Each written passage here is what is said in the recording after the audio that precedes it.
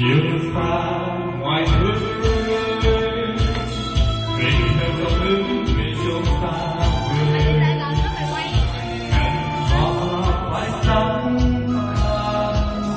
còn đâu chân ta mơ bên vực lan những giấc mơ ta bước theo gió bao phương đàn đông sáng rực rỡ một chiều cũ ta còn nhớ hồi tôi thơ và kề vai trong tim